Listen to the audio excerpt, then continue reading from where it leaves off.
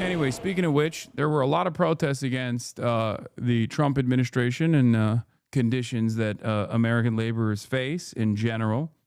Certainly gotten worse under the Trump administration. So let's take a look at some of those protests across the United States that target Trump's policies. Streets on Labor Day, from Auburn, Maine to Newport, Tennessee.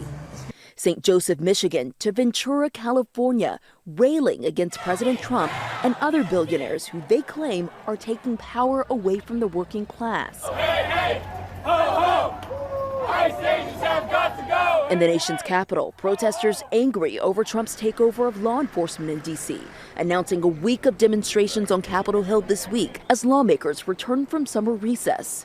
We call not only on community leaders, but our elected officials to stand with us as we continue to fight to protect home rule. D.C.'s mayor struggling to walk a political tightrope, initially welcoming federal law enforcement, but later saying the involvement of immigration agents went too far, criticizing the use by some agents of masks to hide their identities. But Trump praising D.C.'s mayor yesterday, saying, wow, Mayor Muriel Bowser of D.C. has become very popular because she worked with me and my great people in bringing crime down to virtually nothing in D.C. The Trump administration says among the recent arrests in D.C. is a suspected MS-13 gang member in the country illegally. No troops in Chicago! No troops in Chicago! In Chicago, demonstrators condemning Trump's threat to launch an immigration crackdown in the Windy City as soon as this week. We're going to defend our democracy in the city of Chicago. We're going to protect the humanity of every single person in the city of Chicago. The mayor threatening legal action and signing an order barring Chicago police from helping federal authorities with immigration enforcement. I lost 9 family members to gun violence. Only one of my family members made it to be in his 40s. Cedric Hawkins is now 44. He works with the anti-gun violence group Chicago Cred, trying to make peace before things turn violent, sometimes between gangs. Is just trying to be able to obtain a non-aggression agreement. That don't mean that I don't still feel like that you deserve to die. That just means that right now we have a respect level, and the respect is, I don't like you, you don't like me, I ain't gonna come in your hood, you don't come in my hood. And that is good enough. And that's good enough. And in his Southside Chicago neighborhood, he takes pride in even that compromise, because it means results. Last year we had 4 individuals murdered in the Pullman area at this time. Yeah. This year, 2025, we haven't had 1 individual murdered this year. President Trump has threatened to want to send in the National Guard. You feel like even just like the presence of military here? Presence of military will put our communities in a situation where they feel like they are incarcerated. We are already in a situation in Chicago where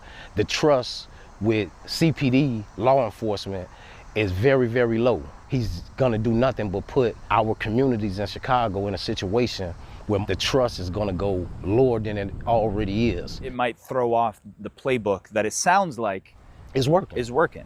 Citywide, murders are down over 30% compared to last year, and shootings are down almost 40%, which is on pace to be below pre-pandemic levels of violence. But that's still over 250 lives lost. The fate of his city, he says, won't come from boots on the ground, but ears to the ground. I would never say that it's not beneficial for the government to send resources and help.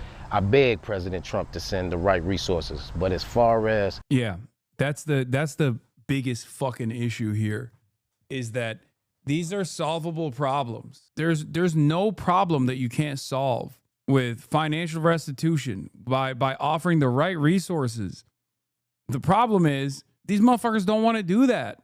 They don't want to do that at all. They want to send the wrong resources, not even resources at all. If that kind of enforcement, if that kind of militant enforcement was successful in crime prevention, Chicago will be crime-ridden. It's fucking crazy. It's crazy to me that this is like, we look at this shit and we're just like, nah, what is happening is that the cops are not brutalizing these people enough.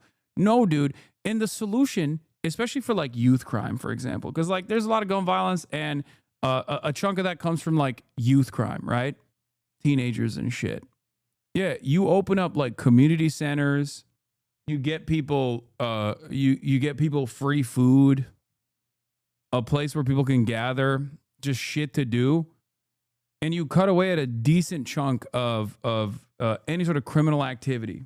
Is cost effective, and it is the best possible solution, the most effective long-term solution. The people that live it every day understand it. They say it. Nobody cares. Nobody listens to them. The only reason why they're getting a platform right now is because Donald Trump is like, yeah, we're going to sick the military on these guys. Sending a National Guard, I believe that it will put us in a situation where the whole city of Chicago will be right back where we started.